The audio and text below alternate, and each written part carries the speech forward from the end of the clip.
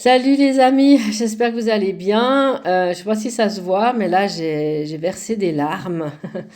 Je fais cette vidéo pour les parents de Suisse romande qui ont des enfants à l'école et qui ne veulent pas que leurs enfants participent au cours d'éducation sexuelle.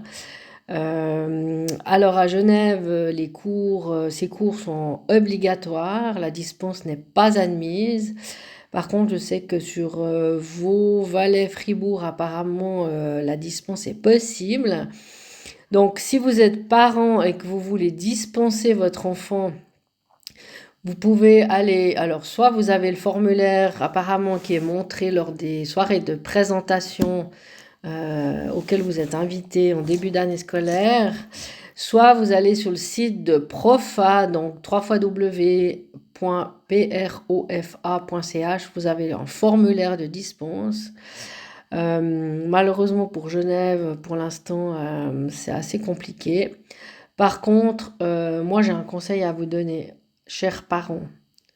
S'il y a quelque chose qui se passe durant ces cours ou avant ces cours, ou il y a quoi que ce soit qui se passe pas bien avec votre enfant, la police est là pour vous. Vous pouvez aller au poste de votre quartier, vous allez au poste avec votre enfant, vous allez déposer plainte sur ce qui s'est passé à l'école. Vous avez tout à fait le droit et c'est même pour ça que la police est là. Déposez plainte parce qu'à la limite, si votre enfant ne veut pas participer au cours, j'ai entendu ce matin un témoignage terrible d'une fille qui voulait pas participer et l'enseignante l'a obligée à participer à ce cours. Elle est rentrée complètement traumatisée. C'est inadmissible, c'est de la séquestration à mon avis. Donc je pense qu'au niveau du code pénal, on doit pouvoir faire quelque chose. Séquestration et puis de la contrainte, quoi. Je suis désolée, c'est sous contrainte. Donc franchement, pour de l'éducation sexuelle, en arriver à ce stade, c'est vraiment hyper grave. Donc, chers parents, je vous propose, si vraiment vous remarquez quelque chose, si votre enfant vous relaie quelque chose, vous allez déposer une plainte, vous allez au poste de police. Si vous êtes plusieurs parents, vous manifestez devant votre école, vous vous montrez, vous vous faites connaître, vous montrez votre indignation. Et il faut commencer vraiment à bouger parce que là, ça devient vraiment inquiétant. J'ai beaucoup de témoignages qui sont relevés qu'on me transmet et c'est dramatique ce qui se passe. Il y a des choses vraiment même, je vous en parle même pas. Alors beaucoup de gens trouvent ça merveilleux, extraordinaire, super, et des professionnels en parlent à l'école et tout, et oui. Mais il y a des situations où ça se passe très mal. Apparemment, les répondants qui vont dans les écoles ne parlent pas tous de la même manière. Et il y a des enfants qui en sortent très très mal. Donc avant que ça dégénère et que ces enfants-là portent ces traumatismes toute leur vie et qu'ils soient malheureux ou qu'ils se renferment sur eux-mêmes ou qu'ils deviennent agressifs parce qu'on leur a obligé d'entendre des choses qu'ils ne veulent pas entendre pour leur âge, parce qu'à partir de 6 ans, leur parler de sexualité, c'est un peu rude quand même, hein.